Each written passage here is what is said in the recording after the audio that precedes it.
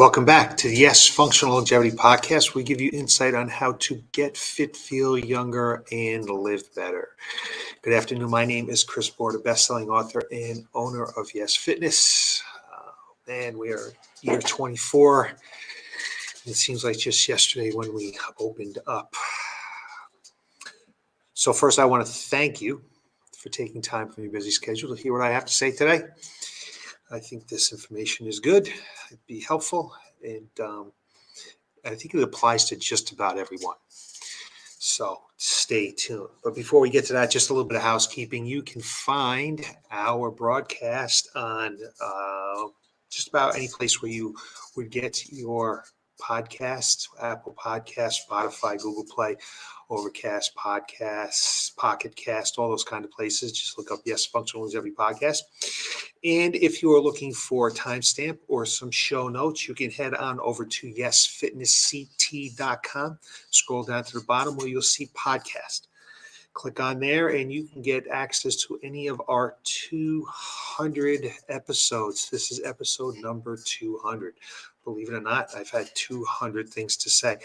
I would not have believed it when we started this years ago, but when you really take a look at our industry and how quickly things change and where we're at and where we're going and what people actually know, there's always something to talk about, as there is today.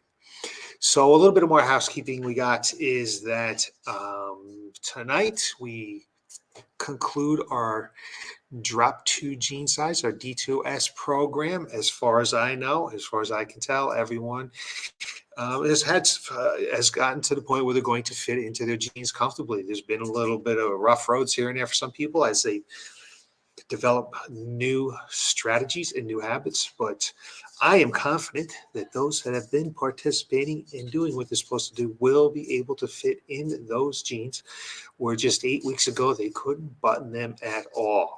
They will feel comfortable. So congratulations to all those participants for getting the job done, and they'll be able to take these habits forward, maintain the results that they've gotten, and build on them. And also our Thanksgiving hours. I'll start to talk about that now because it's November already, and we will be Thanksgiving in a couple of weeks.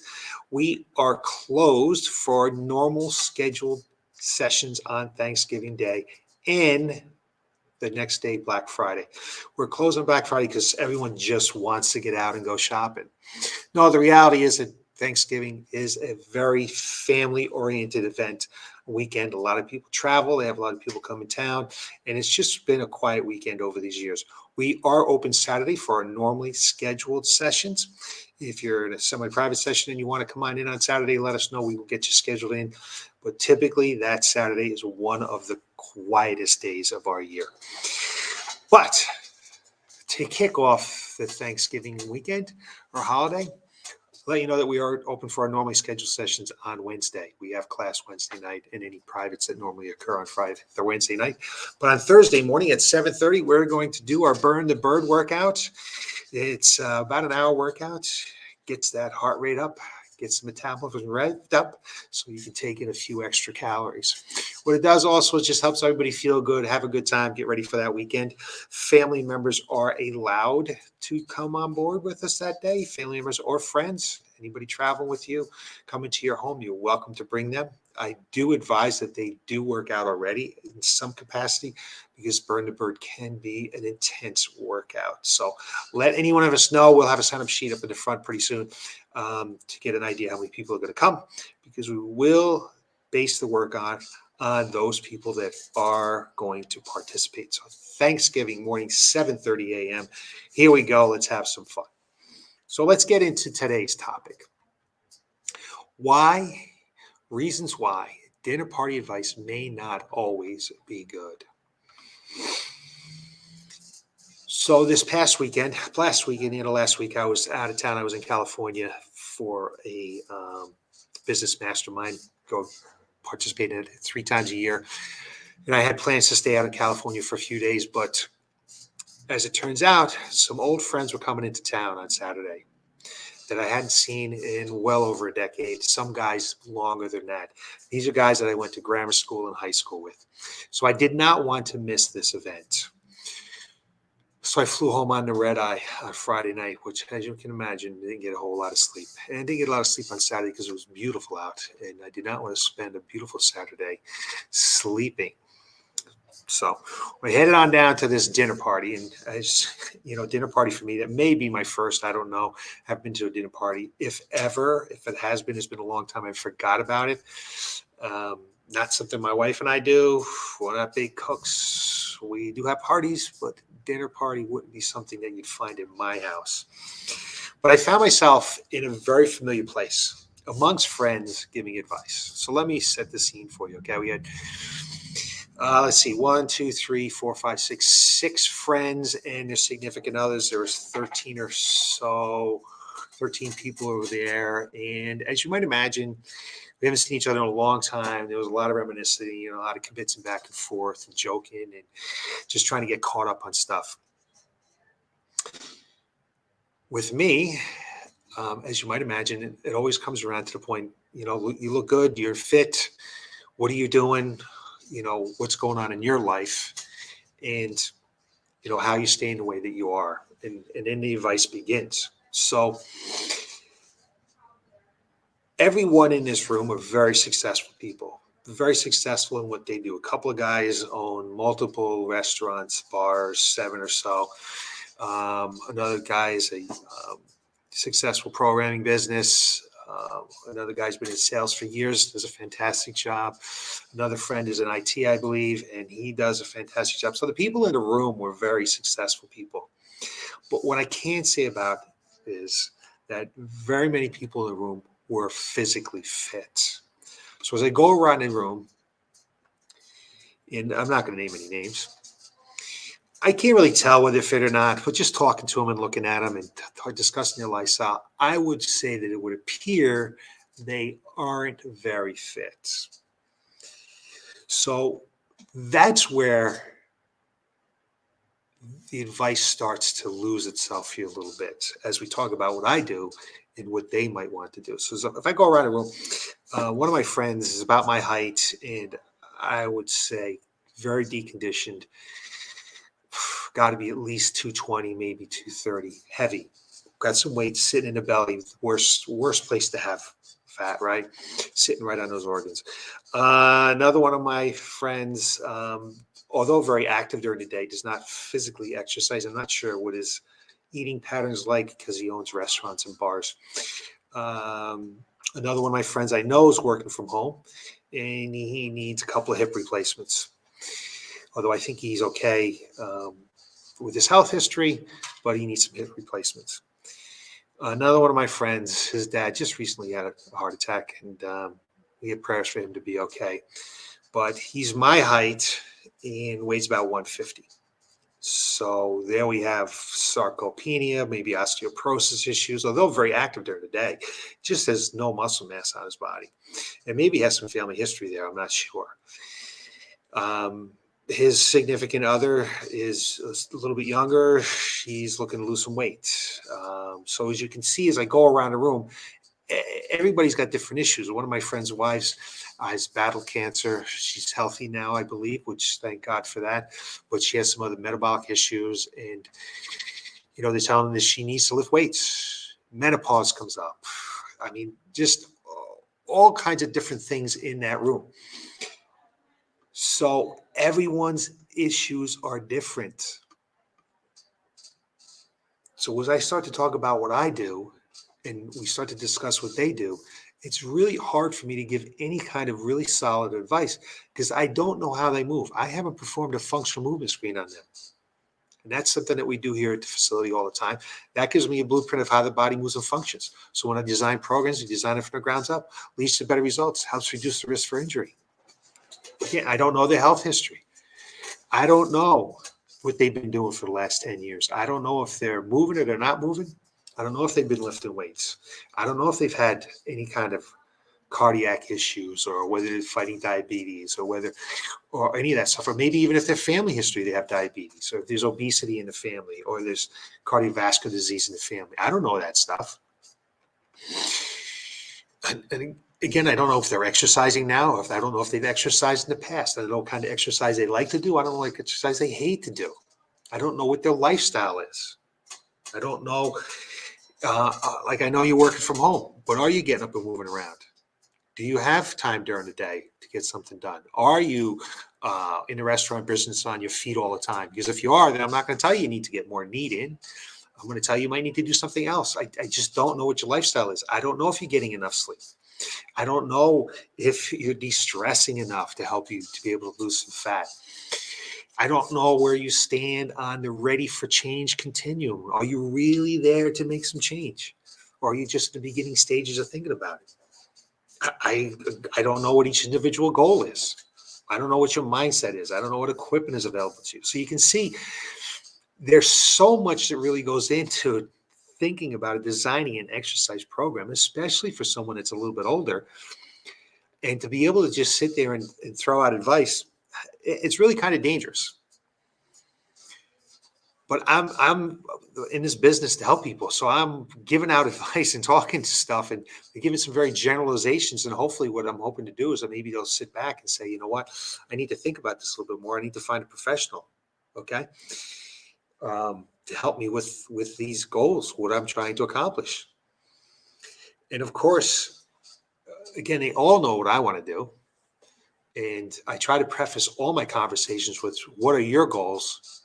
Because my goals are different than your goals. My lifestyle is different. What I'm willing to do and what I'm willing to change may not be something that you're willing to do and you're willing to change. I'm willing to prep food on Sunday.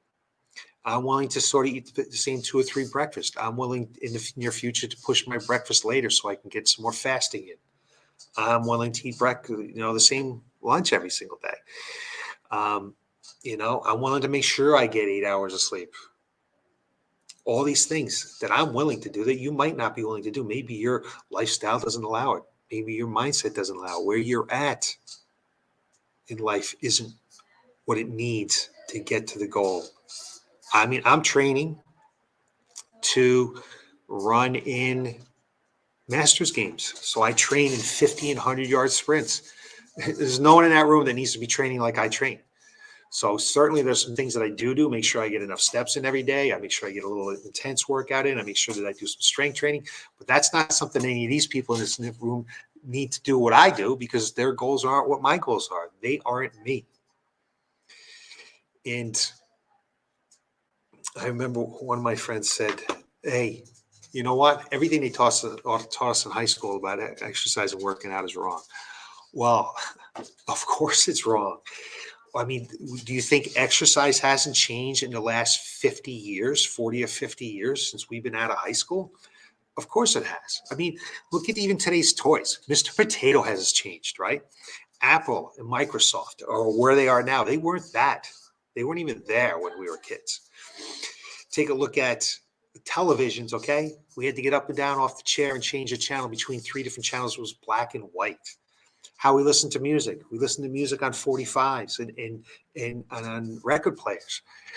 Kids don't even know what a record player is. They don't know what an 8-track is or a cassette tape is. I mean, they might know what a DVD is, right? Or a disc player is. But everything has changed, right? Science has changed. What hasn't changed? So why would you not think that exercise hasn't changed? The amount of money that they're throwing into research for exercise and longevity is more than it ever has been. So if we don't even do what we did last year. We don't teach what we did 2 years ago, 5 years ago. There's always some kind of tweak. I remember just recently sitting down in our Y.E.S accountability meeting, and one of the ladies who's done it a few times and likes to do it because it kind of kicks her along a little bit, takes her back to where she was. She said, well, this is different. You didn't teach us this last time. Yeah, that's right. I didn't teach you that last time because what I've learned, I think, is different, and I think it's changed. So this is why I'm going to present it to you, because I think that this is a better way to do it. So you always have to be looking for a better way to do it. You always have to be looking for some kind of improvement and be willing to change and look for change. So I'm not afraid to tell you one thing. For example, I just was listening to a broadcast this morning, and they were talking about how they don't think that it's blue light that might be keeping us up when we go to sleep with the reduction of melatonin. What they think it may be, some studies in Australia, what it might be is when we're looking at these screens, it's causing us to have like mental activity. And it's the activity that's keeping us from falling asleep, not necessarily the blue light. More research needs to be done, but that would change the way we look. Whereas a year ago, we're talking about wear some blue blockers, make sure we're out from in front of the TV. Don't be in front of screens before we go to bed, which still might be the case, but it might be the case more for what the screens do to us rather than the actual blue light. So you have to be willing to change, and you have to be willing to say, you know what, we know this now, so what we learned before is not correct. Like before, we felt that we needed to have a protein drink right after a workout. There was a window of time that we need to have that protein in there. Our muscles are looking for the protein. Whereas really we need to know, we know that we need to get protein throughout the day. If we're getting enough protein throughout the day, then we'll be fine in the ability for our muscles to have the necessary nutrients to synthesize, get stronger, get bigger, get better. So can't be afraid of change. And this change had happened.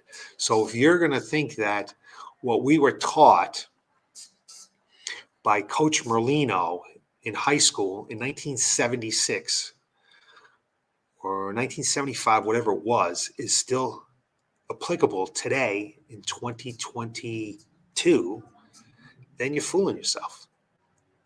And we're not the same people we were back then. We're not kids anymore. Our bodies are different. How we react to things are different. How we recover, how the body adapts. I mean, the whole 9 yards is different. So you have to know that things have changed, and you should get a professional to do that. So one of the women I was talking to, and very, very smart woman, very, um, what's the word I'm thinking of? Attentive to what I was saying. Very attentive to what I was saying.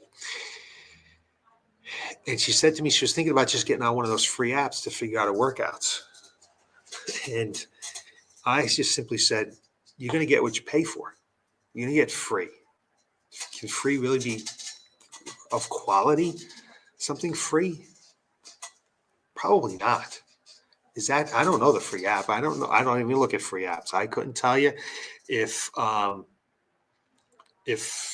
they're good or not, but I can't imagine that they're going to go through a full health screening on you. They're going to do a functional movement screen on you. They're going to do an in-body scan on you to see what your fat compared to lean mass is and what to do about that, and be able to give you advice on what to do about that and how to tell you to handle how should you be lifting weights if you've dealt with cancer, if you've gone through menopause, if you're dealing with whatever it might be, menopause and things like that. It's just not going to happen. So at some point in time, you may actually have to pay a professional for some knowledge, some advice. The knowledge is out there. And she's certainly capable of reading it and knowing and understanding it. But for me to sit there with one woman who has a back issue, and I feel for her because she wants to do something about it, and another woman with her issues, and we're talking about exercise, and I'm trying to give them years of exercise programming advice on reps and sets and rest periods and how do you undulate and change the workout and the programs and all that kind of stuff. You just can't do it. So although I'm trying to give some good solid advice, at some point in time, when I'm talking about that table, to those two people should be completely different because they're two completely different people. And everyone in that room was completely different. So a little bit of general advice was fine. Let's get 150 to 300 minutes of moderate intensity activity. Let's get, 15 minutes of intense activity per day. Let's lift some weights twice a week. We started talking about, longevity. And that really got into a discussion because we started to talk about the sirtuins and the AMPK and mTOR and what affects them. How often should we eat? What should we eat? All that kind of stuff. And are we ready to make those changes? Are we really ready to make those changes? So some general advice I think is good, but I think with everyone in that room, hopefully the point I got across was that they are all different. And you may have to actually talk to a professional about it. I would work with any one of those people in the room for free. They're all like family to me. Maybe the situation isn't perfect for them. They don't live in town. In today's world, we can get in touch with anybody, anywhere, right? But one thing I'd like to say to them, and I probably didn't say it to them, was think about this. You made time for your kids. You made time to bring your kids here and there and everywhere, right? You made time to bring your kids to baseball and dance and coach your kids, right? Your kids are gone. They're out of the house. I don't think anyone there had a child still at home. They're all grown. They're out. You're all successful people in the room. I have no idea how much money anyone has, but you're all successful people. You might have a couple of bucks now to invest in yourself. Take some time for yourself. You made time for your kids, and you made money for your kids. It's time to make time and money for yourself. You don't need to go and get on a free app. Talk to somebody. People in our business are passionate about what we do, and they want to help people. And yes, we're here to make money, but we're also here to help people. So take that time for yourself. There's time there.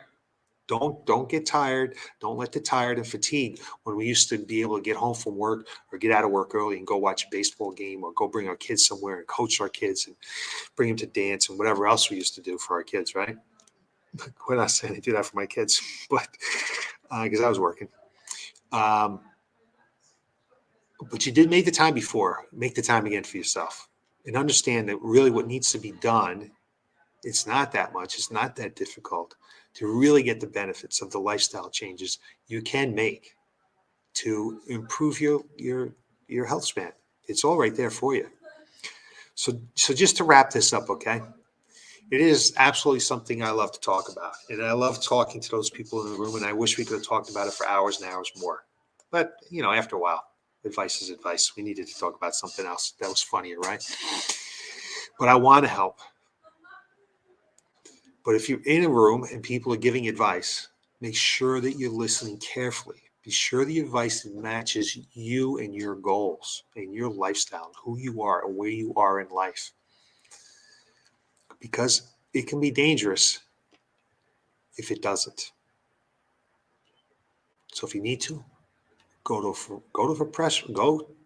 hire a professional for a more in-depth plan. Whether it's about eating, whether it's about sleep, whether it's about exercise, with life coach, whatever it might be. Spend a couple of dollars on yourself. Spend some time on yourself because you have the time now, and you probably have the money now. And all those people in that room, I hope they take my advice and they do some of that stuff. And if not, I hope they get a hold of me so that I can give them a hand because I'm here to help. As I said, they're like family. So those are reasons why advice at a dinner party may not always be the best advice. I hope this was helpful. I want to thank you again for taking the time to listen to what I have to say. I will be back again next Tuesday with more insight on how to get fit, feel younger, and live better. Thanks.